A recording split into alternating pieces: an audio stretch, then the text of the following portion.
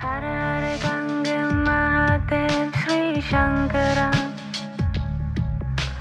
Parvati Pati Mahadev Sri Shankara. Namaste, it's Sahara Rose, and welcome back to the Highest Self podcast, a place where we discuss what makes you your soul's highest evolvement.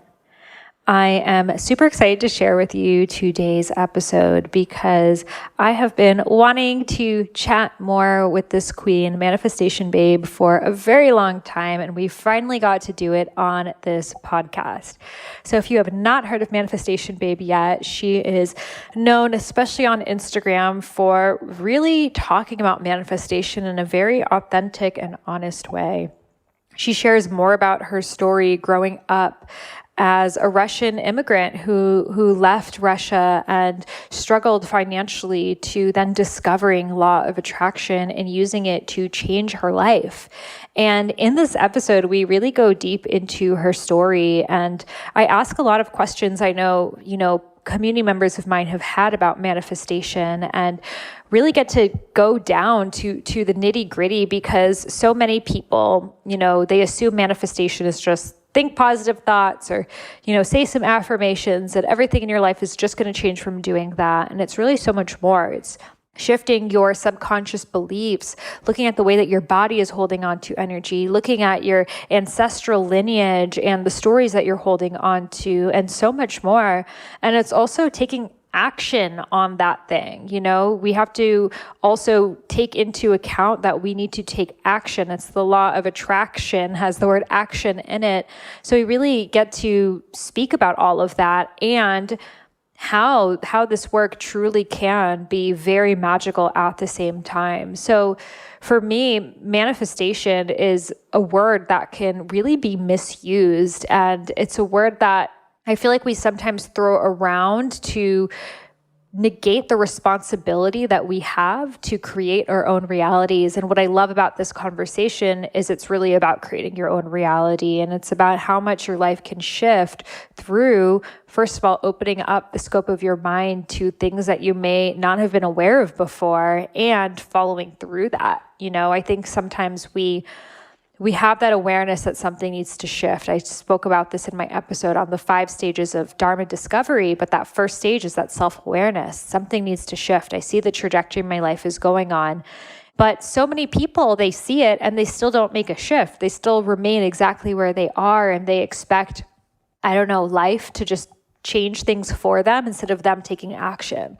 And I feel like right now in times like this, where there still does feel so much unknown, and it still can feel like we're waiting for something to happen, but we are only going to change our realities if we make it a priority. Show me how you spend your time and your resources and your energy, and I'll tell you what you value. So how are we doing this? Are we saying we want to be abundant, but our actions and our energy and our resources and our commitments are not going towards that? Do we say we want to live our dharmas, but we're not taking any action on it? So it's really important for us to realize how much our lives can change, but it's our responsibility to do so. And that's not a bad thing. I think the word responsibility can feel really heavy, but responsibility also means opportunity. It's your opportunity to shift. It's your opportunity to create a higher reality and a higher vision. So in this episode, I loved hearing Kathrin's story, and she's someone that really embodies that energy and has, really, we share so many similarities of both living with our grandmas and coming from these immigrant backgrounds. And I feel like she is an expander for so many people because she's really honest about the journey along the way, and she deep dives more into it in this episode. So without further ado, let's welcome Kathrin to the Highest Self podcast. And before we get started, I have an announcement for you. If you are listening to this podcast, you are someone that knows you were born on this planet for a reason, that you have gifts that you are meant to share, and that your curiosities are guiding you towards your Dharma, your soul's purpose. So what if you had a book that was a guide that showed you step by step how to unpeel these layers, these conditioning, these limiting beliefs that may be holding you back? how to have courage to finally take action on your Dharma, and frameworks, including a process for you to actually decide what it is that you should focus your energy on right now. Well, this doesn't have to be some far off fantasy because I've written this book for you, boo. And it is called Discover Your Dharma. It is out now. Woo, woo. So excited. I literally wrote this book for me where I was in my life when I was in this point where I wasn't sure if I really had a purpose or not. I wasn't sure if it was some like fairy tale they tell you as a kid, like follow your dreams, and you get older, they're like, oh no, that was like Santa. You weren't actually supposed to do that. And how to actually make a living doing it, especially if you're someone who's multi-passionate, you don't know what it is to focus on. So I bust through so many different obstacles that I've overcome, from confusion, from not knowing where to start, from feeling like you're not good enough, smart enough, etc., and how to move through them in a way that really gets to the bottom of these fears and allows you to see that your obstacles were your soul's curriculum to help you embody your Dharma. So every single person I know that has read this book, whether they are living their Dharma already or not, has walked away with a deeper sense of what their Dharma is. And I'm so excited to see the effects it has in your life. So I've created epic bonuses for you to go alongside this book. I have my Discover Your Dharma meditation practice, my Dharma tapping practice, which is EFT, and my Dharma embodiment practice, where you'll actually be dancing your Dharma with me. And I also have a virtual book launch happening on February 4th, where I'll be answering your questions on Dharma live. And if you're listening to this after February 4th, you will get that replay. So to get all of those bonuses, head over to iamsahararose.com/Dharma. That link is in the show notes. You'll be able to order the book, submit your receipt, and get those bonuses in your email right away. Again, that is iamsahararose.com/Dharma. That link is in the show notes, and I'm so excited to share this book with you. Yay. Well, welcome, Kathrin, to the Highest Self podcast. It's so great to have you here. Oh my God, Sahara, I'm so excited to be here. As I was saying on my podcast episode where you were on, we were supposed to do this like 2 years ago. And every single year, like something would keep coming up. So I'm so freaking stoked that the day is finally here. Yes. And the first question I'd love to ask you is, what makes you your highest self?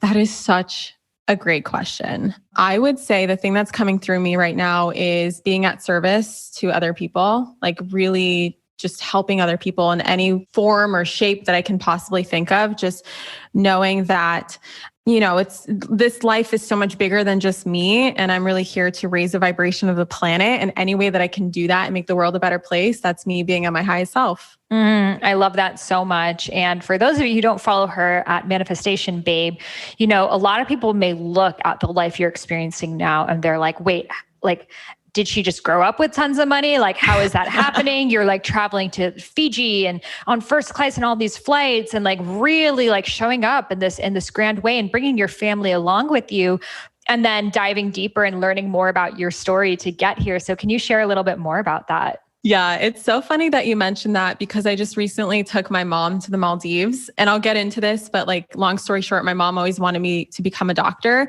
So my favorite thing in the world right now is when I take her traveling, I'm always like, hey mom, if I became a doctor, I could not do this on that salary. Or like, hey mom, did you know that right now, I would just be graduating medical school? And she'd be like, shut up, Kathrin. So I love doing that. I love just to make fun of my mom sometimes. But it's funny because I would post snippets of my trip. And the number one comment that I got traveling this past November is, oh, you have a sugar daddy, or, oh, you're a trust fund baby, or, oh, you won the lottery, and just like these bizarre comments. And it's just so fascinating where people's minds are at and how people just don't believe that, you know, in particular, like women especially can be successful without the help of a man, or that children can grow up to be successful without the help of their parents. And that for some reason, we're forgetting that self-made success still exists. So my story really starts with, I don't know, do you want the long version or the short version, Sahara? Go into whatever's feeling flowy. Okay, Awesome. I love that. So I'm an immigrant and I came here when I was 1 year old. My family immigrated from Ukraine to the United States. Long story short, basically my family was in the mafia and then there was a competing mafia somewhere around there. And we were being threatened every single night when I was a baby that, I would get killed. My mom would get killed if we don't do something. I don't really know too many details, but it was a terrifying time to be alive right when the Soviet Union fell, because there was all of a sudden no laws, no rules, no regulations. Like the police isn't helping anyone. It's the mob is running the whole country. So very interesting times. And when we immigrated, finally, my family just had $900 with them, a couple of suitcases, not very many belongings. And we started off our life here in the United States in poverty. And actually, my family did have money, quite a bit of money in Ukraine, but zero money. None of that translated here in the US. So my family basically had to start over. My dad, got hired as a dishwasher and worked 2 dishwasher jobs. So somewhere between 14 to 16 hours a day for whatever the minimum wage was back then. My mom, she started work right away, but her mission, she just knew, like, that's how she saw the American dream, is you have to get very educated in order for you to make a lot of money in the United States. And so my mom immediately applied for nursing school, which is so impressive because she didn't speak a word of English. My mom went straight up to campus of a community college here in LA, not understanding a word of English and asking where she can register for classes. And her first class was like, what was it? Microbiology. And of course she got Fs like her first semester because she didn't speak English. And so my mom is such a badass. And, my mom's dream was for her to become a doctor. That's always been her dream. That's always what she wanted to do. But she could only get her education as far as nursing school because she also had a child. And, we were immigrants. My mom had student loans, but she was also on welfare to support us. And my dad had this dishwasher job. And it was just like and my dad also was an abusive husband to my mom. He was never really abusive to me, but I witnessed a ton of just physical, emotional, mental, sexual abuse. It was horrendous. And my mom got through all of that. And I guess like part of me, not only is it just hearing my mom constantly tell me my whole life, like, Kathrin, when you grow up, you're going to be a doctor. Or like I would hear conversations from, my mom having conversations with her friends and be like, what is Kathrin going to be when she grows up? And she'd always go, doctor, doctor, doctor, doctor. And of course, I always wanted to impress my mom. I always wanted my mom's love and approval, and seeing all of the crap that she went through in my childhood, like I could never let her down. And so it was around college when I finally got to university. I have a bachelor's of science in cellular molecular developmental biology. I know, so fancy. And it was like in the middle of getting that degree where all of a sudden I experienced this immense resistance, like resistance that just felt like dread every single day, dread. And I couldn't figure out like what it was until I, by the grace of the universe, discovered an Instagram post made by one of my mentors back then, now one of my really good friends. She was recruiting people for her team for an MLM called Beachbody. And at the time, I really loved fitness, and she was a doctor. She was an emergency medicine doctor. And I was like, oh, cool. We're on the same path. She's fit. She's helping people get fit. She's making a ton of money. This is awesome. Like maybe, and of course, I was still in this box of medical school. So even though that was my entry point to entrepreneurship and like other possibilities for myself, I still saw this in the box of, oh, I'm going to grow this business so that I don't have to take out loans for medical school, so that I have an easier time in medical school. So I was really seeing everything through that lens. And just to backtrack a little bit, my brand is Manifestation Babe. How did I come across, manifesting? It was actually when I was 16 years old, I came across a book called The Secret. I found it in book form first. I know a lot of people come across it as a movie, and the movie's now on Netflix and whatever. I watched it 1,000 times by now. But I had a friend who gave it to me and said, hey, Kathrin, and again, we were 16 years old. She was like, this is why my grandpa has everything that he wants in life. And he doesn't work for money. Money works for him. And I was like, okay, I'm sold. I didn't even have a job back then, but I'm like, yeah, I don't want to work for money. I want money to work for me. Let me read that book. And I remember taking it home. That was my first introduction to the law of attraction. And something happened inside of me, Sahara, where I didn't doubt a single word in that book. Like I read it as if I've read that book before, as if I knew this information, as if I was remembering this information, as if it made total and complete sense. And I actually started practicing it immediately. Like I immediately started manifesting things like, what a 16-year-old cares about, like good grades and whatever.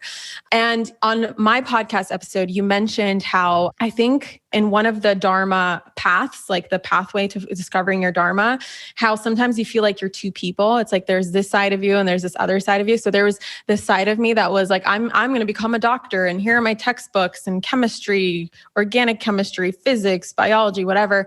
And then there's this other side of me that was like, wow, the universe and manifestation and law of attraction. And I discovered Abraham Hicks, and I would have all these books of like this one side that I kept a total secret because I didn't want to come across as a weirdo. And then I had this other side that is like the part of me that society would approve of, the part of me that my parents would approve of, the part of me that I thought was the path to my success.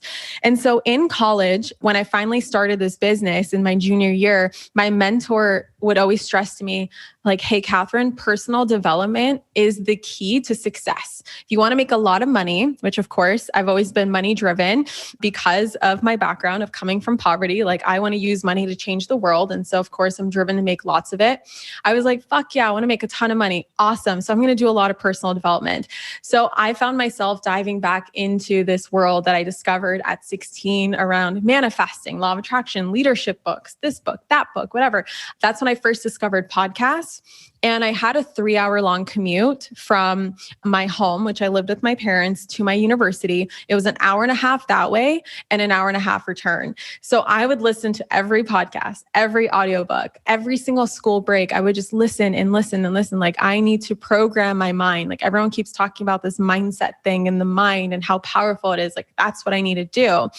And so all of a sudden, my obsession, what drove me, what excited me shifted from my stupid textbooks and the development of a frog and whatever the hell else I was learning in college at the time to being like, wow, I can help people on the internet. I'm making money online. I actually ended up quitting my movie theater job in college because I was making more money in my business than that job.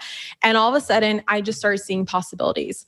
And the resistance that I was talking about, this resistance where I felt like straight up going to my mom and being like, Mom, I want to quit. Like, I don't want to, I'm done. Like, I want to drop out of college.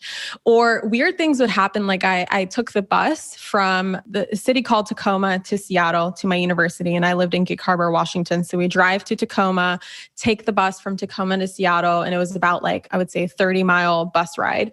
And all of a sudden, like the bus would stop coming, or it would be late, or on test days, there'd be a lot of traffic, or something would happen where like, no matter what, I could not for the life of me, all of a sudden get the grades that I was supposed to get.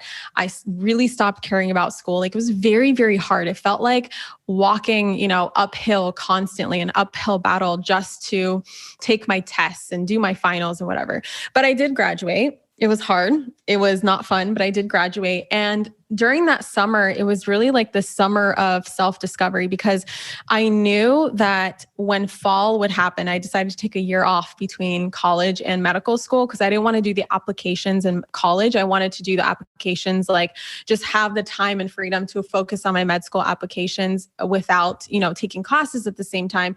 So that summer was like one of the best summers of my life because I was able to focus on my business full time. And I was like, this is so amazing. This is so exciting. But I always knew that I would still have to go to medical school. And so my mentor at the time told me about this dude named Tony Robbins and how she just went to one of his events.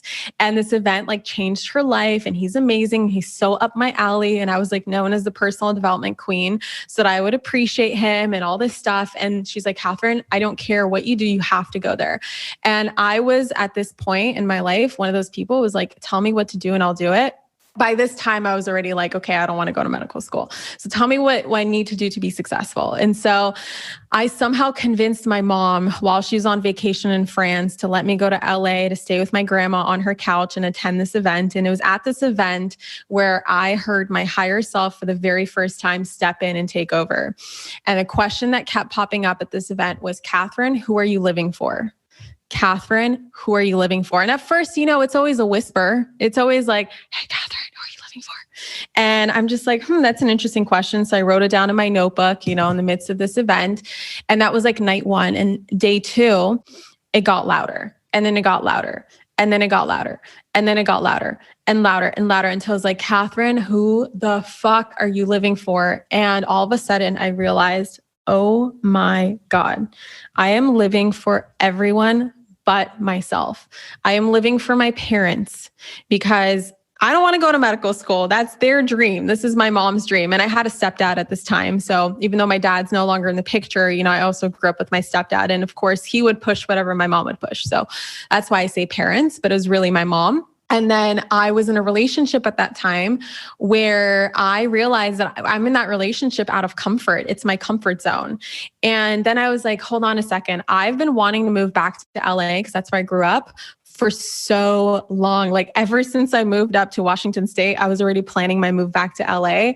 And I miss it so much and I miss the sunshine. But what's keeping me up there?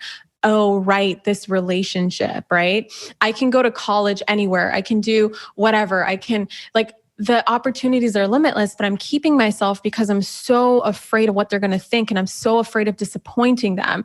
But this time, this is the time in my life. I was 23 at the time. I was like, I need to start living for myself because I'm the only one who's going to live with those consequences.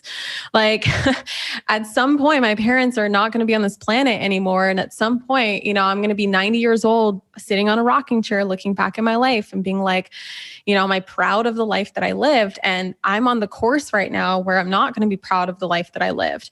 And so that weekend, I literally went back home to Washington and I told my parents I'm not going to medical school. And of course, like you shared on my podcast, of course, I got called like a loser.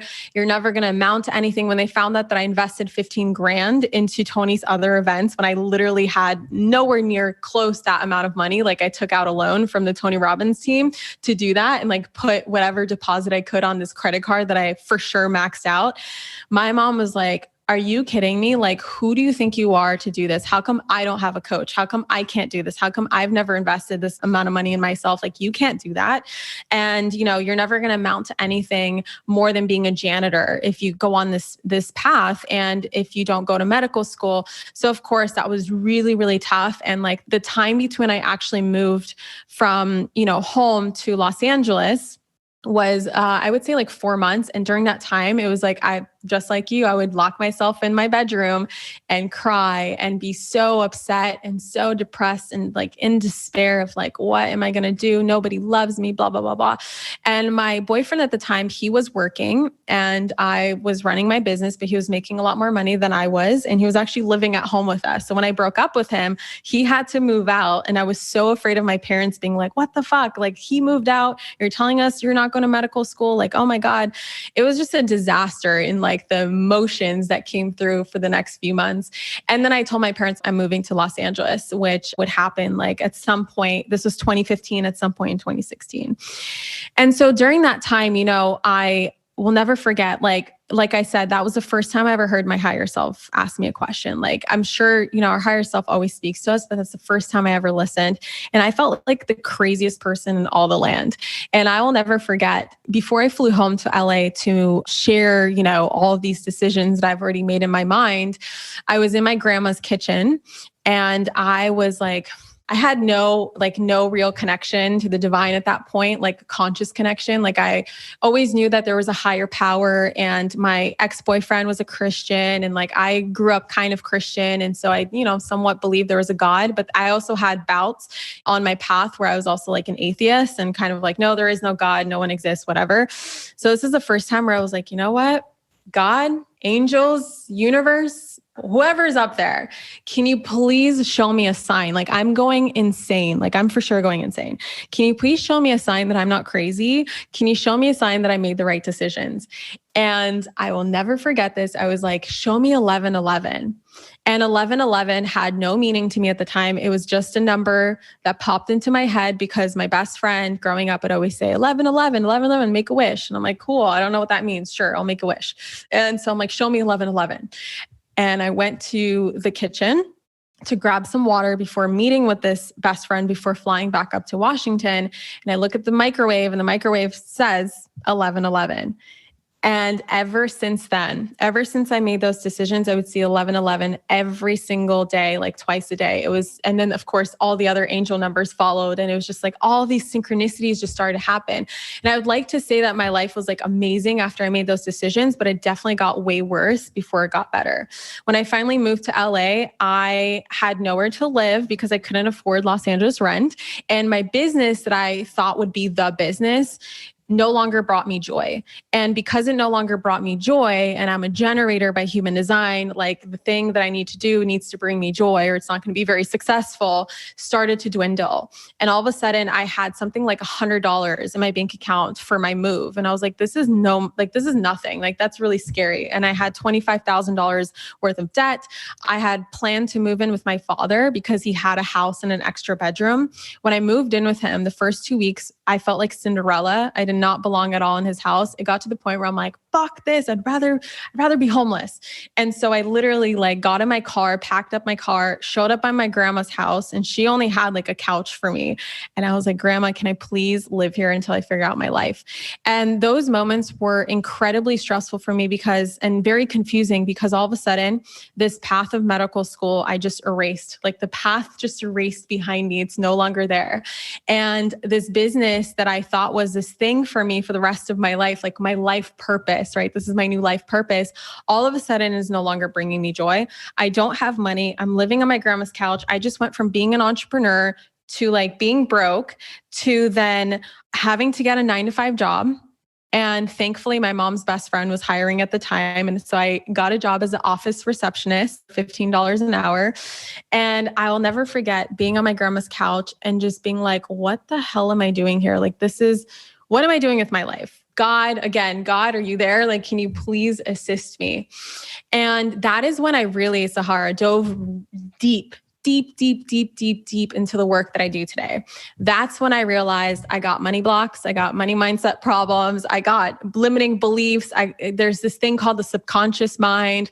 Like that's when everything just started to align for me in terms of the books that I would find, the teachers that I would find, the right YouTube videos and all this stuff. And I'll never forget like being on my grandma's couch and in this moment of despair. I think it was like one of the first nights I was scrolling on Instagram and I scrolled by, of course, a Tony Robbins quote, which is so ironic because Tony Robbins, from an outside perspective, you could look at it and be like, oh, Kathrin, that event basically ruined your life, right? Like you made all these decisions and it basically led you to this place that's way worse off than where you were before. But that quote that I read, it was, live as though your prayers are already answered. And that just sparked something within me that is still my affirmation to this day, where I all of a sudden had this thought. I like downloaded this thought of like, wait a second.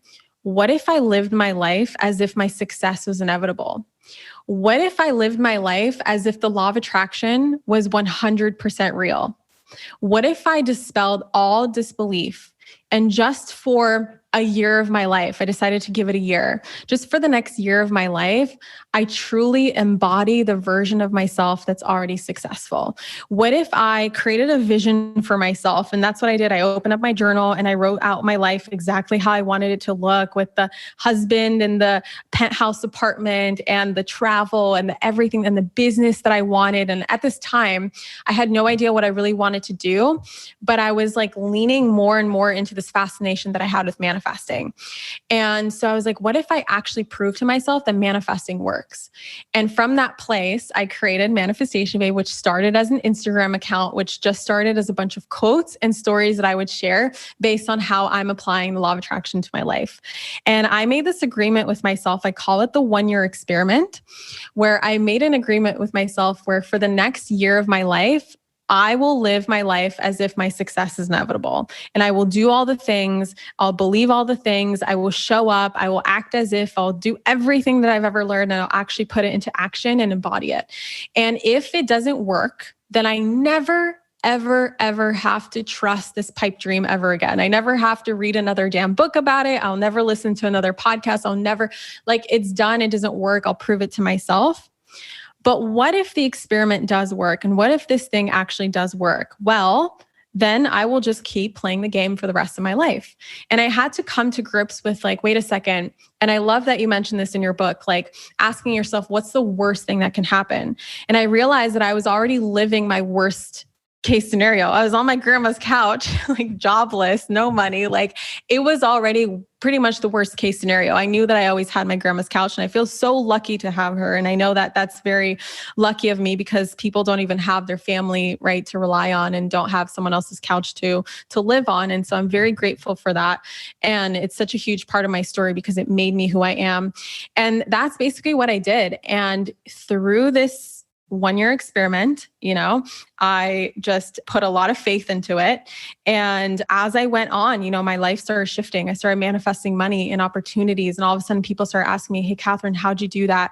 Can you coach me? Do you have a course? Do you have this? Do you have that? I would start to just create, and like all of this energy would just pour out of me of just like, I have to tell people how I did it, because I went from this place of despair to being very fulfilled, even though it wasn't like my dream life yet, but I was proving to myself, like, wait a second, if I just keep this up, what is my life going to look like in a year, in 2 years, in 3 years? This is amazing. And so long story short, I took Manifestation Babe. It was born in 2016. It made like $9,000 in that whole year. And through this 1-year experiment, which is like the thing that I still do if I want a quantum leap, I had this entire quantum leap where the next year I made $600,000. And going from $9,000 and being a receptionist for $15 an hour, as well as making $9,000 in your business, which is like no money at all in Los Angeles. But like going from that to $600,000, I was like, are you fucking kidding me? The sky is limitless. Like, it's not even the limit. There is no limit. This is incredible. And every single year from that point on, I just kept expanding and I kept sharing more. And of course, my journey evolved, but Manifestation became like a multi-million dollar brand, now on pace to being an 8-figure brand. And it's just like, it's been such a wild journey. And I'm so grateful to be on this journey. Like, it's been crazy. Wow. Thank you so much for sharing all of that, and so many parallels. I was like, I feel like we were on our grandma's couches like at the same time in LA. Seriously. What years were you there? 2016. Okay. Mine was a little before. It was like 2014, but so interesting.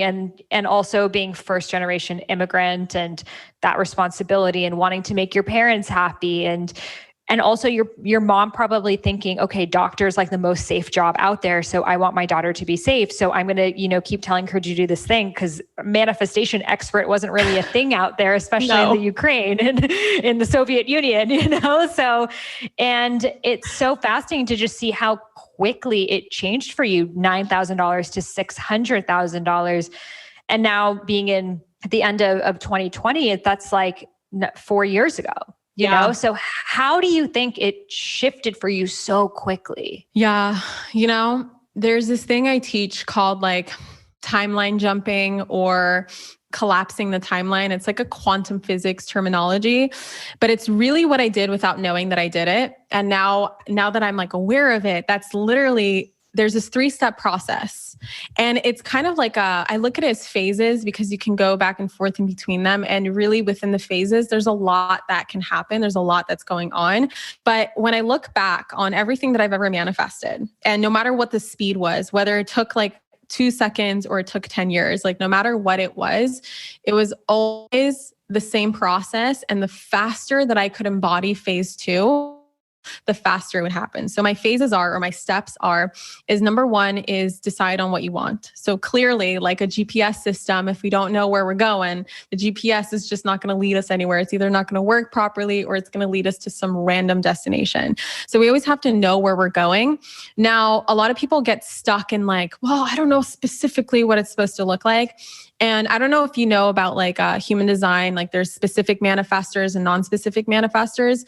So I'm a non-specific manifestor, which means that the details stress me the F out. And the more I go into details of what I want it to look like, the more resistance I create towards that thing. Versus specific manifestors, they thrive off of that specificity. They want to paint the dream home. They want to pick every color of everything and what the floors are going to look like and all this stuff. And for non-specific manifestors, it's really about embodying a feeling. Now, feelings are part of the process no matter what, but for non-specific, it's really like embodying that feeling of how that thing is going to make you feel. But regardless, you're still creating a vision. So step one is creating that vision. Exactly what do you want your life to look like? And that's what I do. You know, you can do this in your journal. You can do this in a meditation practice. You can do this by voicing this out, you know, talking it out with someone, building a vision board. Like there's so many different tools that you can use to do this. For me at that time, I really enjoyed journaling. I don't journal as much anymore unless I like really have to and it's like something coming through me. But I wrote out exactly what I wanted, like as if I was the main character of my life 5 years into the future, and like where I'm waking up and who I'm waking up next and how I'm feeling and what I'm doing for work and how much money I'm making and what am I doing with the money. And I'm just really giving this future a purpose. I'm really anchoring in this, like all of the incredible things that are going to happen when I choose this reality. So it's really about choosing the reality. And then phase 2 is very much in line with like embodiment, because you talk a lot about embodiment. So it's embodying the version of you that already has that reality. So it's coming from this, you know, this theory, because, you know, science has such a hard time proving spirituality. And I know Deepak Chopra is really good at it, but still it's like science is still very limited because spirituality is so expansive. There's so much that we cannot explain. But according to quantum physics, you know, there's like the holographic universe and there's the multiverse and how there are parallel timelines that are existing right now, all at the same time. And the way I like to look at it is, for instance, right now, there's a version of myself out there on a parallel timeline, a parallel life that chose to go to medical school. Right now, there's a version of myself that's out there that chose to stay with that boyfriend. There's a version of myself that chose to never start manifestation baby. There's all these different versions and there's all these different consequences of it, as well as benefits and all these different examples of what it looks like. And there's no right or wrong here. It's just the way I like to look at it is, what is your current reality and what is your desired reality? Right? There's no right or wrong. It's not like one is better than another. It's just, what do you want? And so I pick the timeline that I desire, which is based off of my vision. And I ask myself, who is that version of me who's already living that reality? And I like to break this down. I call it my blueprint. And how I break it down is I'm like, okay, what is her self-talk like? What are her beliefs? Who does she hang around with? What kind of content does she consume? What kind of content does she create? How does she show up? Does she meditate every day? Does she communicate with ancestors? Is she doing plant medicine? Like there's so many directions that you can take this in, but the more detail that you can get with this process, then the next step is really just to do the embodiment. It's to take the action as it feels in alignment and as it feels inspired and as it shows up. Because a lot of people want to know, they're like, I want to know every single step of how I'm going to get there. They want to see the whole road before they embark on the road, right? You have to understand that just like life right now is unfolding one step at a time, it's unfolding 1 second at a time, 1 minute at a time. Your path to your manifestation, to your desired reality is going to unfold 1 step at a time. And it's not always going to be clear which direction you need to go in until you get to that place where it's asking you, do you want to go left or do you want to go right? Then it's imperative for you to follow your intuition, because your intuition is your like hotline to your higher self. It's your hotline to the divine. It's your hotline to the universe.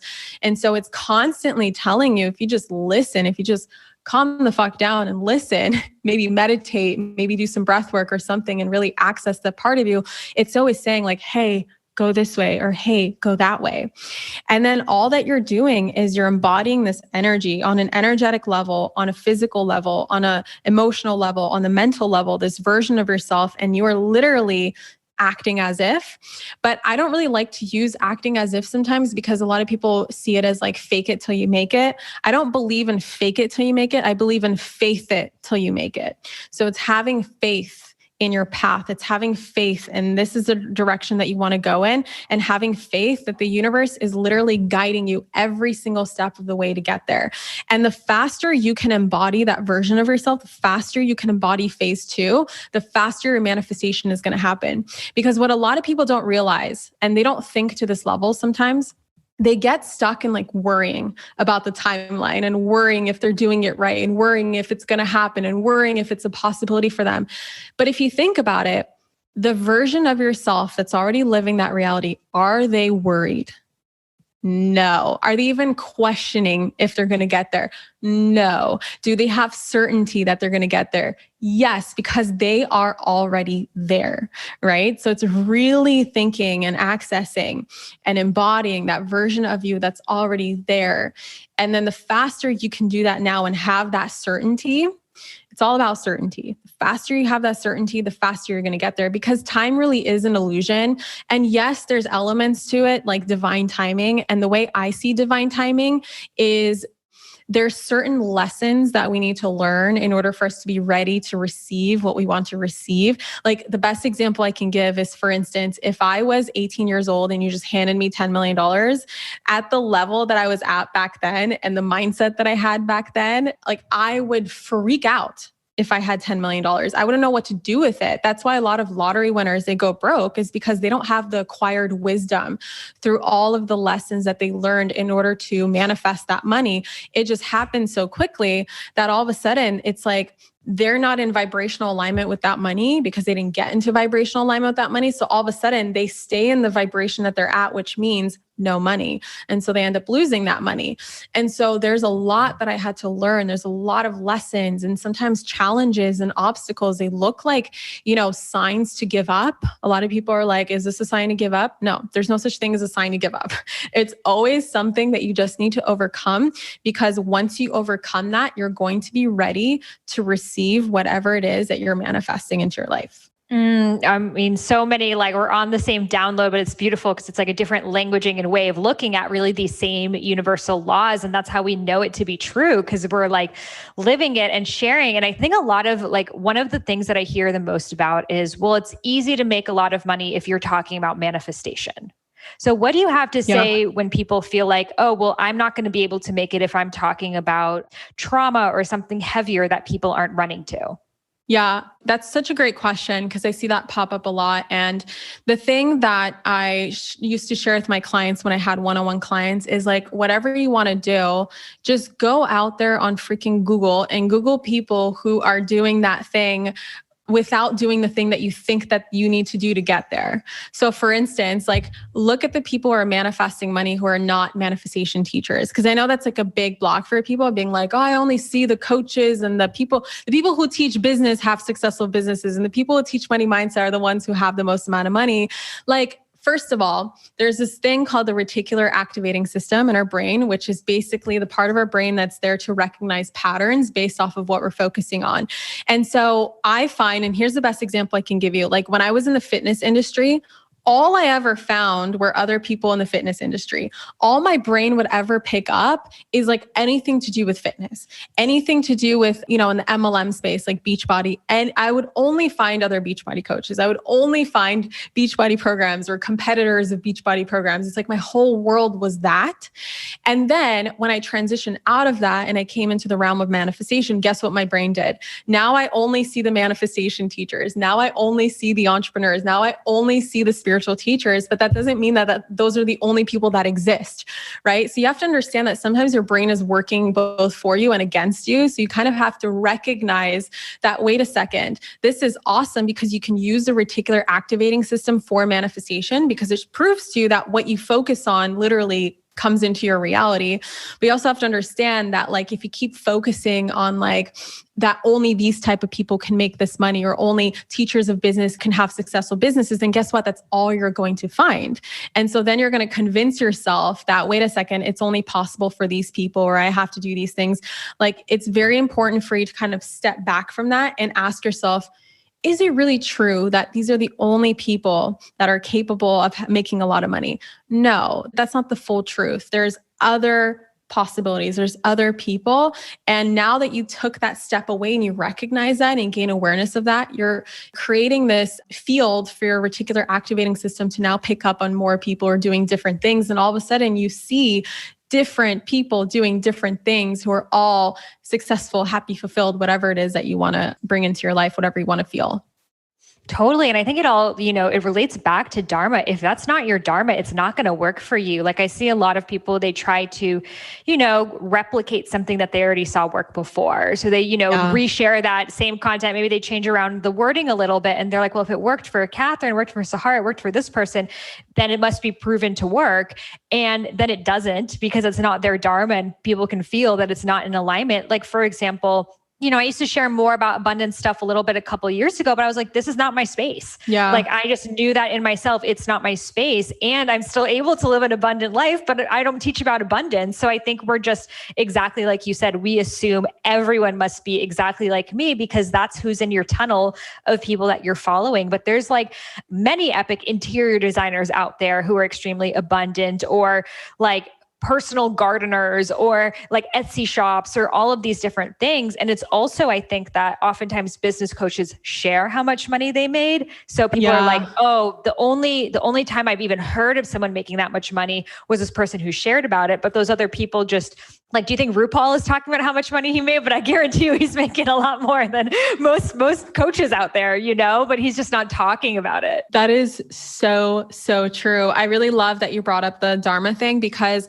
even though I know, like, for instance, I had my academy, Rich Babe Academy, and that served me for such a long time, but I realized that I am here to teach more than just money, although I will always teach about money and abundance. But I recognize a very similar thing for me, where I think it came from like the earlier stages of my career, where I was around a lot of other money mindset teachers. And I was like, oh, this is the key, right? This is the thing that people want. And yes, it's the thing that people want, but whatever you're here meant to teach, whatever you're here to embody, is going to be way more successful than the thing that you think is going to make you successful. So I really love that you brought that up. Yes. And it reminds us again to trust the wisdom that's coming through us. And that's really the only way you're going to really land in people's hearts, if they can feel that it's in alignment. Yeah. Oh my God. So true. So true. Yes. We'll take a quick break so I can give a shout out to our sponsors. Are you that person that all your friends and family members come to when they need wellness advice? Are you constantly looking up new ways to heal and balance your mind, body, and spirit, including listening to this podcast? Well, have you ever considered having a career becoming a holistic health coach, where you get to decide your own hours, work with people, tackling the subjects that you are the most passionate about, and having financial freedom along the way? Well, I'm so excited to be teaming up with my very own alma mater, Institute for Integrative Nutrition, to offer their biggest discount yet. You'll receive $2,250 off tuition, an extra bonus that they're offering just with my High Self podcast listeners on how to launch your dream book. This course is going to get you super clear on what your book is about and how to bring it out into the world. I've created a webinar for you on how to have a thriving business as a health coach. So using social media, creating passive income, how to have a wait list of clients and become the best known coach in your niche with raving testimonials. Tickets to a live upcoming IIN conference where I will be meeting you over there. Super excited to connect. And a bundle of all digital wellness guides like Ayurveda, self-love, whole food eating, etc. So all you have to do is head over to my show notes. You'll see the link over there. It's a little bit.ly link. It'll take you right there. You'll be able to receive a sample class, check out the curriculum, get all your questions answered. And I'm so excited to have you on this mission, raising the vibration of the planet together as a health coach. Again, head over to my show notes. You'll see the link right there, and I'll see you inside. Are you ready to make this the year you step into your Dharma and embody your fullest expression? Are you calling in a reclamation of your energy and sovereignty so you can stop being distracted by the noise around you and make a true difference in the world? Do you know deep down inside that your highest form of joy is also your highest form of service, but needs support on where to start? Well, then you will love my Green Tara Circle, which is this month's Goddess in Rose Gold Goddesses, my sacred sisterhood collective all about embodying the goddess within. Green Tara is the goddess of compassion in action. She is all about aligning with your sacred doing. We know what this year feels like, not being able to truly take action towards what matters to us, for feeling overwhelmed by what's happening in the world and really disconnected from our divine feminine essence. So this year is all about reclaiming that energy so you can live a life that is true to your soul. So you can look back on this year and see that not only was it your most joyful, but you were actually able to help the most people in the way that only you can. So if you are calling in more compassionate action, more sisterly support, more divine feminine knowing, then come join us in this Green Tara Circle.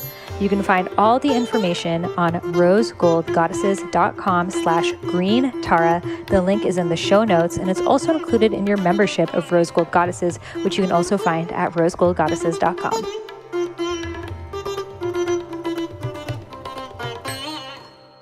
So now that you have learned so much about manifestation, what were kind of maybe like the mistakes that you made at the beginning that you now looking back on it, you're like, oh, I guess I like misunderstood that? Yeah. Okay. So this is a big one that every time I do, so I have this like fun ritual that every time I travel and go on an airplane, I always open up a Q&A. And like, that's what I do on that's how I pass the time on planes. Like I connect to the Wi-Fi, I answer people's questions. It's so much fun.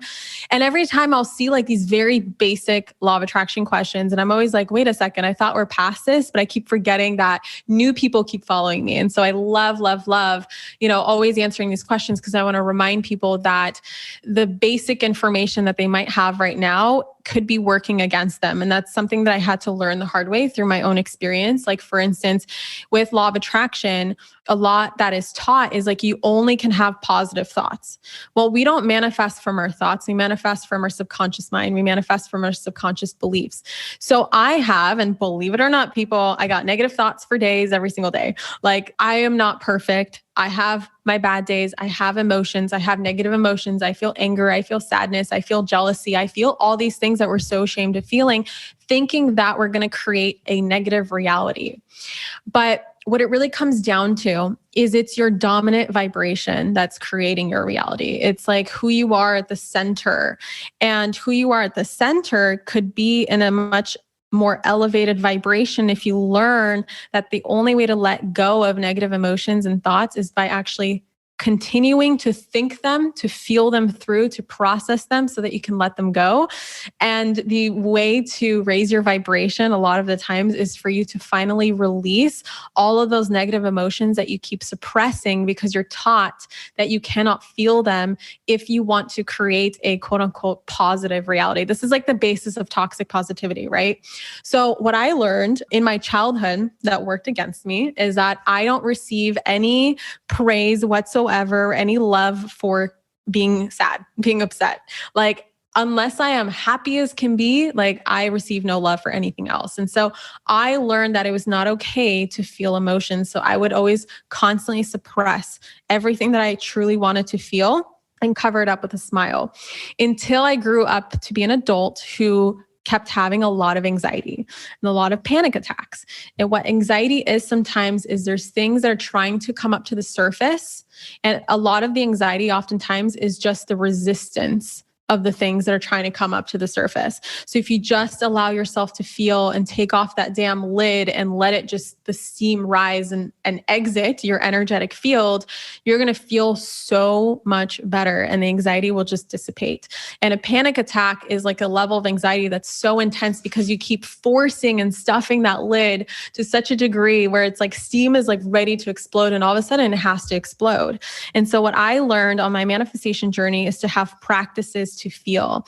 And that if I have negative thoughts or negative beliefs come up, or like really this is like shadow work, right? If I have things that I feel ashamed about or things that I'm not ready to face or feel like if by facing them, I am going against, the law of attraction, right? Like attracts like, positive attracts positive.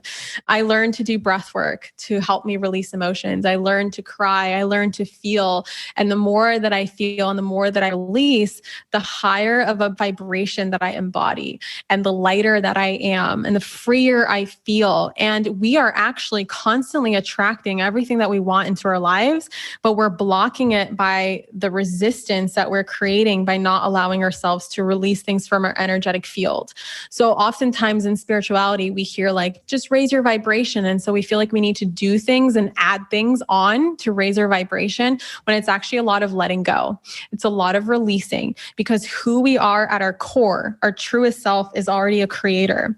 It's already a master manifester.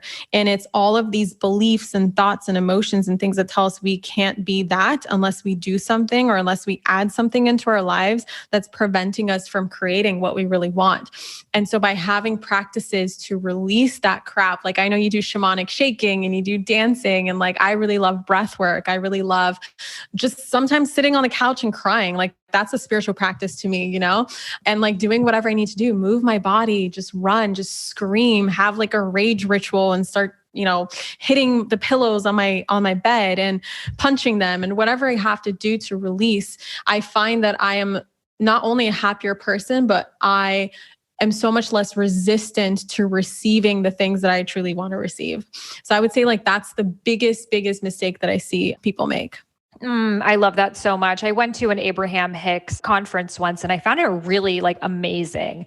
And so much of the stuff I was like, I could just feel that there was a lot of space, like the people in the crowd, it felt like a lot of space between where they were and what they wanted. And it was like this like yearning of like, I mean, it was in LA. So basically everyone wanted to be a famous actor. So it's like question after question, I've been trying to do all the things and raise my vibration. Haven't been casted for any movies. And it was like, you don't believe in it enough.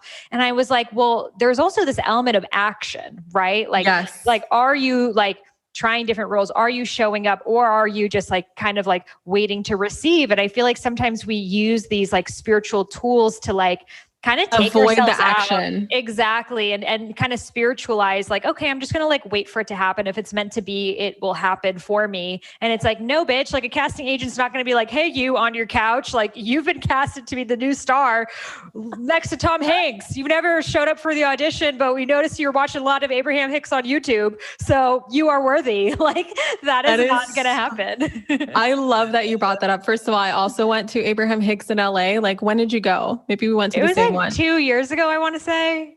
I think mine was like 3 years ago or like 4. Yeah, somewhere around there. But anyway, a lot of what Abraham Hicks teaches like has a lot of truth in it, but it keeps it very much in the mental space, like the mental realm. And so how I see it is like manifestation is taking action. Like there's a law of action. You can't get around it. It's one of the laws of manifestation, law of action. It goes hand in hand with the law of attraction. But what most people do is they take mental action, or they take emotional action, or they take spiritual action. So I did the meditating and I did the vision boards and I did the feeling as if and whatever, but it's still not happening. Well, remember, you're drawing things, you're pulling things out of the energetic field and bringing them into the physical field. Keyword, physical field. What kind of action do you need to take in order to bring something from the energetic into the physical? Oh, physical action. Like there is action that you need to take in the 3D. And the example that I always use is like, you want a successful business, but at some point you have to open up your laptop and make a website. You have to push live and like talk to the people. You have to make a post. Like there's stuff that you need to do. And oftentimes people get stuck in like, oh, I got to hustle and a grind and work hard. Like, no. The kind of action that I'm talking about is the kind of action where maybe from the outside perspective, like, I don't know about you, but I know you share this in your book. Like you can work for like 14 hours straight on your book every single day and like write. And like, you just don't even feel like you're working. You just get so lost in it. To an outside person, they're like, oh, Sahara's hustling. Like, look how hard she's working. She's preaching alignment, but really she's not in alignment because she's working so hard. No. It's not what you do. It's the energy that you do it in. And so physical action can sometimes look like a lot, like, oh, I'm working 16-hour days. And I remember at the start of my business, I was working like 18-hour days, not sleeping very much because I was going to work 9 to 6. And then I was building my business, watching courses, like how do I build a business? How do I build a website? How do I do this? Like all this stuff. Like how do I make a course? How do I string it together? How do I attach a payment processor to it? And all these things. I was like working my ass off, but the energy that I was doing it in was very much like, this is so much fun. And every single thing that I did felt like the next logical step. And it felt like the next thing that's like, duh, this is my next step. Oh, duh, that's my next step. Oh, duh. And then all of a sudden I built a business. Like all of a sudden at the end of it, here I am living my dream life and continuing on and continuing to manifest, more desired realities. That's the big piece that I also think The Secret left out is action. And I rewatched it a couple times after realizing like, wait a second, it's very much in the mental, it's very much in the emotional, the energetic, the spiritual, but there's not very much of the physical action. And I remember, I think there's like one person, I don't remember who it was. There was like one speaker that said, yeah, you got to take aligned action or something like that. And then no one else mentioned it. And then it left a lot of people in the dark being like, I don't get it. It doesn't work, And of course it doesn't work because you left out a very important piece of it. I love that. And I think it's important to have that like balance of, someone could say, oh, so you're basically just taking action. Then that's what manifestation is. And it's like, no, it's getting clear first on what path you want to go into. If you don't have those other layers, then you're just stuck on the hamster wheel, which most people are, of just taking action like combat energy. So you need the spiritual, you need to handle the emotional, you need to balance the mental, and then have that physical step be really like thought out, deliberate. So you're not just like stepping and then 10 years later, like, wait, I've been walking this whole time and I'm still not going anywhere. And I feel like what your story really shows us is how fast you can go when you're in that aligned action.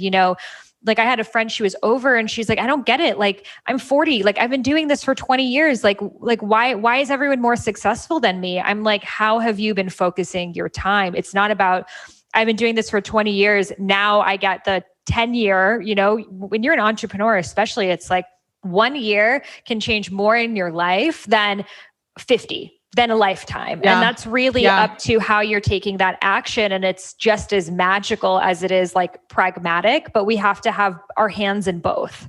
Yeah. It's like you mentioned, on my episode, like you have to, or maybe you mentioned this in the book, but I remember you saying like, you have to both have like a foot in the 3D and the 5D to understand how to bridge the two together and how to help people cross over, and also how to cross over yourself. Like you can't just like be only in the 3D or only in the 5D. This is what gets a lot of people that I share with my students. It's like, listen up, people. You incarnated here. You chose to incarnate here as a human being. Okay. Like if this wasn't about experiencing all of the vast parts of being a human being, you would not be here. And I think that oftentimes the law of attraction, manifestation world really forgets this part about being a human, like the part about embodiment, the part about being here and feeling all the things and experiencing the things and learning from the things, to just, nope. Love and light. There's no such thing as darkness. There's no such thing as evil. There's no such thing as shadow. Nope. I'm just going to focus on this instead. And they, like, what's the point of being here then? Like, what's the point of being a light worker, or as you call it, a sun being, if you're not here to shine a light on the darkness, and you're here to experience both light and dark. And I call that polarity brings clarity. When you have polarity and when you see opposites and experience and have different experiences in life, all of a sudden you can only get clearer and clearer on what it is that you do want to create. It's only when you experience darkness do you know that, hey, I also want the light. Or when you experience poverty that you're like, oh, I want money, right? You can only learn from having that contrast or polarity. And that's what really brings a lot of people clarity. And if you resist so much having those experiences of polarity or contrast, then you're not going to really even know what you actually want. And a lot of what we want comes from, if you look at it, what we also don't want. The problem is that a lot of people get stuck in, I don't want this thinking. Like at some point you have to evolve it to like, okay, so what's the opposite? If you don't want this, if you don't want to be broke, then what do you want? Oh, I want to be rich. Cool. So let's start focusing on that. So I think that's another very important element as well. So what if you are trying to manifest something, but maybe it's not something you're ready for, or it's not in your highest alignment? Like you shared, for example, that, you were wanting to grow on Instagram, but then seeing that maybe you weren't even emotionally ready for the amount of trolls and hate and all the bullshit that one gets when they get a huge audience like that. So what do you say for someone who's like, maybe not even sure if they should be manifesting that thing? Yeah. it's such an interesting question because I believe that like what is desired by you is destined for you. And I think that as long as it's a heart's desire, which the way I define it is like an ego desire is like coming out of wanting to take away from someone else or like wanting to impress someone or wanting to please your parents. Like if you have desires that come out of like wanting to please someone else or like very focused on outward things or someone else, and that's typically your ego trying to manifest something so that you have some sort of result that you think that you want. But a heart's desire is something that like you can't stop thinking about it. It's just on your heart. You can't stop thinking about it. You can't stop dreaming about it. It's something that you really want. And even if it doesn't make sense, like even if it's not something as grand as like, I want to save the world or I want to, cure cancer or whatever, like I just want a G-Wagon. Like for some people, they just want a dream home or I just want the husband. Like that can still be a heart's desire for sure. And what is desired by you is destined for you.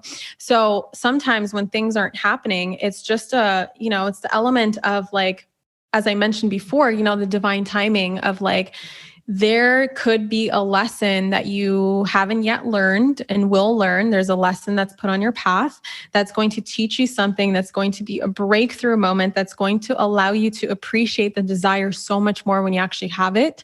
So the example that I know you want me to go into is like with ayahuasca. When I did ayahuasca last year, my very first ceremony, I had my iPhone like pop up like in my vision, like my iPhone just pops up in front of me and ayahuasca starts scrolling through my Instagram. And I immediately remember being like, don't tell me to delete my Instagram because sometimes, I don't know, sometimes she says things like that. And they are for your highest good, even if you don't want to admit it at that point or like you don't feel that way because your ego is like trying to resist that. And she's like, no, we're not deleting your Instagram, but we're going to do some review. And so she would show me like, hey, Kathrin, you wrote this post because you wanted people to like you. And you wrote this post because you wanted to avoid someone not liking you. Like you said this because you were afraid that someone's going to hate you for saying the opposite of what you actually wanted to say. Or you said this because of whatever. And it was just like the most eye-opening shit I've ever experienced. And she showed me like 2 different timelines. And she said, this is where your following is currently at. And as I was sharing with you earlier, like it was at a plateau. It was a great following. I was like, I think I just hit 100,000 followers, but I was stuck at 100,000 for like months and months and months and months and months and just not moving at all. When I experienced my entire career of having my Instagram, like my Instagram is growing. It's consistent, sometimes it's growing faster than others, but it was just stuck. And I couldn't figure out why. And she was like, listen, it's because you cannot handle the criticism. You cannot handle the negative comments. You cannot handle the hate at this level. So what makes you think, and she showed me like another timeline. She's like, this is where you're supposed to be. And it was like 682,000. She's like, you're supposed to be here, but why do you think you're not there? It's because you're going to receive 6 times the amount of criticism. You're going to receive 6 times the amount of hate, 6 times the amount of trolls, 6 times the amount of people calling you a trust fund baby or whatever it is, or saying like you're selfish for wanting more money or whatever people say to me. And I was like, oh my God, you're fucking right. And so that was just a lesson of the ages. Like I swear it was so shifting for me when I came home, like all of a sudden the way that I was posting, the way that I was interacting, the way that I started to share myself on social media just came from this place of, I don't give a fuck anymore. I don't give a fuck. And now when I see a negative comment, like there's some that affect me more than others, but the majority of them, they honestly make me laugh. Like it's a genuine laugh that I feel. And it's coming It's like great teaching material. I like post them. I'm like, here we can see what happens when someone's not in alignment with their Dharma and they're projecting. And exactly. That's how I see it now. And it's like so much fun. And all of a sudden I doubled my following. I'm about to cross over 200,000 in this year because I learned that lesson. And so oftentimes there could be something that is like subconsciously just limiting you that you don't know is there until you have a certain experience. Now, I'm not telling everyone to go do plant medicine. It's not for everyone. In fact, be very careful, people, when you do plant medicine, because it matters who you do it with, where you do it, your intention and all that stuff. Like you really have to enter it with a lot of respect. There's other ways, that you can do your work without plant medicine, but like you'll have some other experience. You'll have like a breaking point. Like I know, Sahara, you reached many breaking points in your career and like finding your Dharma. And I reached many breaking points. And in those breaking points and those low moments of like, why the fuck is it not happening? All of a sudden, it's like your higher self comes in and just says, hey, you might want to look here, or, hey, it might be because of this, or might be because of that. And all of a sudden you just see things so differently. And from that new perspective, you just timeline jumped without you even knowing that you just timeline jumped. And all of a sudden, just from that one simple shift in perspective, you're on this new timeline that finally gets you to manifest the business, the G-Wagon, the whatever it is, the $100,000 month, or, whatever your desires are. It's usually rooted in just something that you need to learn or something that you need to let go of. So what do you recommend for people who are really afraid of having haters or being judged or perceived? Like, I'm sure you get tons of people saying you're so superficial, you only care about money. How can you call yourself spiritual when you're talking about money? Do you sit with that? Do you block it? What do you do when you see that?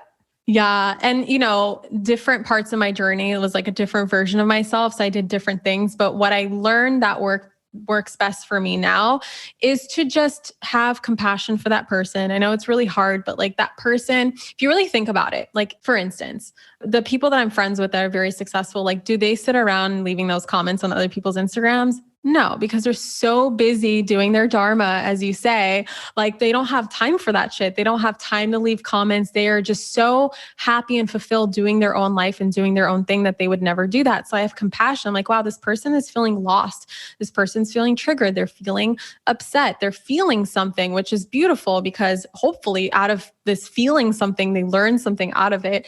I know that it's all a projection. And sometimes it's hard to see that, but you just have to at first intellectually know it, before something becomes embodied, it's first mental and intellectual.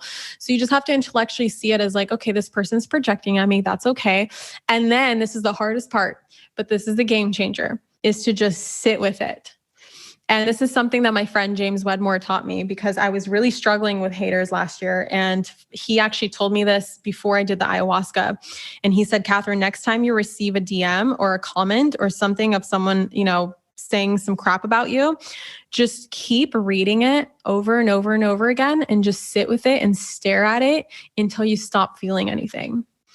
And really let yourself feel whatever's supposed to come out of it. And at some point, you're going to notice within 5 to 10, max 15 minutes, all of a sudden you let the vibration pass through you. You let the vibration leave you. You see that you're still safe. You're alive. You're breathing. No one killed you. Your survival's not at stake. You're still here. Your business didn't burn to the ground. Nothing bad happened. It's just a comment. It's just words written on a screen. You're okay. And all of a sudden you just don't care anymore.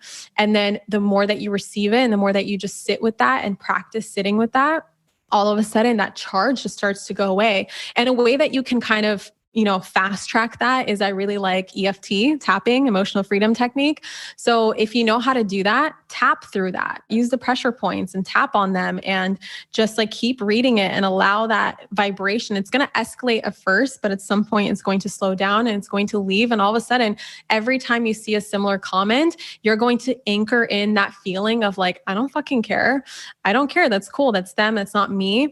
And then you can also tap, for instance, another technique you could use with tapping is when you see a very nice comment, someone is expressing their gratitude and appreciation for your work, you could use tapping to also anchor in that feeling and remind yourself that that also exists. And there's also this beautiful experience that you can have by expressing yourself online and that there's people who do appreciate that. And that's called anchoring. You can anchor in that feeling and make it stronger. So it's about making that feeling stronger and then making the other feeling less strong. And then another thing you can do, it's just about trying different things, is just, this is more of a perspective thing. It's just recognizing that nothing anyone ever says about you, both good or bad, means anything about you. So sometimes we get very lost in the positive feedback and we rely on positive feedback and we're like, I didn't get enough positive comments today. Something's wrong with me. That's because we made that mean way too much about us, when even that person who is leaving a positive comment, it's actually just a reflection of what they see in themselves. So you have to recognize that nothing in this universe can be taken personally. Nothing in this universe means anything about you except for the meaning that you're giving it. So even detaching from both the positive comments and the negative comments will allow you to just express yourself freely and know that whether people like it or people don't like it doesn't mean anything about me, which is a very powerful energy to come from. Yes. And I think that we so live for that. We're so like, okay, I took one step. Like, what does everyone around me think? The next step, everyone around me think. And then, we so focus on the negative that we, really like repeat that in our minds. And we think of all of these different rebuttals that we want to say back to it. But then you read a positive, you're like, oh yeah, another day. Like, I changed your life. It's like, okay. And, we become so numb to things like that, but then so focused on the criticism. And I remember being in this group and someone asked Deepak, they were like, what's one of your biggest regrets? And he said, I wish I didn't spend so much time trying to prove myself to people who never believed in me. Because he was like really trying to prove to these like, hardcore, like mainstream scientific people that spirituality exists. And they would literally set up interviews with him that would be a group of scientists who would all team up against him and then like edit it to make it look like he's like the biggest fraud or a charlatan or like such high levels of public shame that they would do for him. And he was always trying to like get back at them and prove to them that he was right and what he was saying was not bullshit. He's like, I wish I didn't even waste that energy. Oh, yeah. It's funny you mentioned Deepak Chopra because you know him personally. I don't, but I did meet another scientist who is pretty big in like the quantum physics world and like proving scientifically that manifestation works. His name is Nassim Haramein. Have you heard of him? I haven't heard of him, no. Okay, so I haven't either until, this is a story. I was in Abu Dhabi for Tony Robbins's spiritual trip. And we were like staying in this massive palace, like this massive, massive palace. So of course we got lost trying to find where the event is going to be. And at this time, like I was a platinum partner and we all like wear the same outfits. Like we're all wearing black because Tony wears black and we all like look the same. We're all like this group. And we see another person who looks like a plat, also looking lost. And so we're like, okay, cool. Like finally there's another person. We can all look stupid together. Awesome. Let's go. And so as we're walking with this guy, I was like, what's your name or whatever. And I had no idea who he was. And we're like, what do you do? And he's like, oh, I'm a physicist. And we're like, oh, cool. Where are you a physicist? He's like, San Diego. I'm like, awesome. Like I teach about the law of attraction and I'm just like talking about myself or whatever. And then I'm asking him more questions. And then long story short, as we're getting closer, he's like, well, I hope you guys aren't too jet lagged and don't fall asleep during my presentation. And I'm like, presentation. I'm like, who the hell are you? And ended up being Nassim Haramein, which if you watch Gaia, the amount of Gaia documentaries that he's in is like ridiculous. Now when I watch him, I'm like, oh shit, okay, that's him. And anyway, so he does this talk and whatever. And, if you Google him, it's like just a lot of scientists just like laughing at him. He's like the laughing stock of like physics and whatever. Like they're just like, this is bullshit. And of course, everything that I hear him say, I'm like, yeah, that makes sense. That's totally logical. And on our way back to our hotel room, we didn't realize that he was like, we were literally neighbors. Like we kept walking and like talking and all of a sudden we're going to down the same hallways, like very far. And we ended up being neighbors. So I ended up getting to know him a little bit. And I asked him, he mentioned, and it was kind of like sad. He mentioned like the hardest part about his career, like he loves what he does so much, but the hardest part is the amount of like personal attacks that he receives. Like, he's like, they don't even just go after my science. They go after like my family and the way I look and this and that. And that just like really showed me that no matter what you do in life, there's going to be criticism. No matter who you decide to be, what you decide to accomplish, there's especially if you're shifting consciousness. Exactly. Because if you see something that not everyone sees, right? If you are seeing a paradigm that not everyone sees and you're trying to bring people to that paradigm, of course they're going to think you're crazy. It's like guaranteed. It comes with the job. Of course they're going to think you're crazy. But I love that, I love that you mentioned Deepak Chopra's biggest regret is like proving people wrong. And I think that if we just take the energy that we put into proving others wrong or how we're right or how we're good or how we're this and actually put it into what we want to put it in, we're going to live a completely different life. Mm-hmm. We're going to put so much more energy into what we actually want to put in. And by the time we're off this planet, we're going to be so proud of what we've created.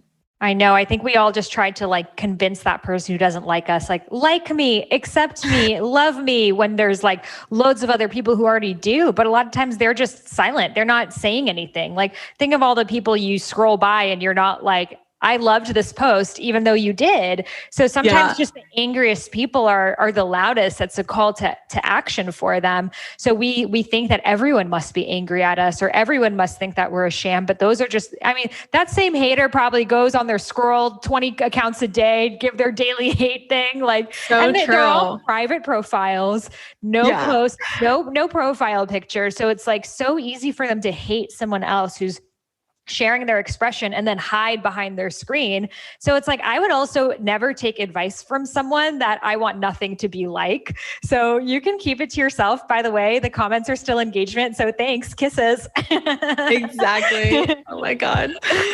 So funny, but it's funny because we all experience it. And it's one of the biggest things that hold us back. Another thing for me that was helpful was I would look at these big authors who I would look up to. I was so afraid of bad Amazon reviews. And I would read their Amazon reviews and they had tons of shitty ones and they were still so successful. And I'm like, wait, what? Like I don't even typically go and read Amazon reviews if it wasn't for me writing a book. So here I am thinking like, that's your make or break. If you get a bad review, you are done. And it's like, the bigger you are, the more reviews you're going to have. And statistically, the more are likely to be bad as well. And when you're shifting someone's beliefs, like Nassim is, or so many people ourselves, the visionary archetype, it's so much easier to come after you and say you're wrong than me look within and rethink my own belief system. Truth. Yeah, I love that. Yes, girl, I could talk to you for hours, which we have been. Literally. Yes, such a great Sahara Kathrin day. But where can listeners connect with you, learn from you even more deeply? Yes. So I definitely love to hang out on Instagram. You can find me at Manifestation Babe. And then my website is really much like the portal of everything. Like if you ever get lost, just go to manifestationbabe.com and you can find any of my offerings at that time, my book, my Instagram, my social, like everything you can find there. And that's manifestationbabe.com. And then I also have a podcast, which Sahara is going to be on. We just finished recording her episode before this one, which is the Manifestation Babe podcast. And you can find that basically wherever podcasts are. Thank you so much for sharing and for being an example of what is possible for all of us. Oh, thank you so much. I had so much fun being here. Appreciate you. Yay. How amazing was that conversation with Kathrin? I feel like she is my sister from another life. We have so many similarities in our own journeys, and I hope it inspires you as well to know that whatever background you come from, whatever struggles you have experienced or obstacles you may still be overcoming right now at this time, it is never too late. It is never too early. It is never too much. You were born for your Dharma and you were born to live a life of abundance. So I hope this episode reminds you that you can indeed manifest your reality, and it comes from taking aligned action, because truthfully, we need more conscious people, empowered, able to have money to solve the problems of the world and to support businesses that are actually making a sustainable difference on this planet. So if you're feeling called to step into your Dharma this year, come join me in my 21-day Dharma discovery journey. This is my new course specifically for you out there who are wanting to take action on your Dharma, to move from confusion to clarity, and to not waste another year wondering if this job is right for you, or if you should start that business or write that book or not, and to actually know where to shift your energy towards. So I am so excited to share with you my very new course, the 21-day Dharma Discovery Journey. You can find it over at iamsahararose.com/Dharma Discovery. That link is in the show notes. It starts as soon as you join, and I'm so excited to have you inside.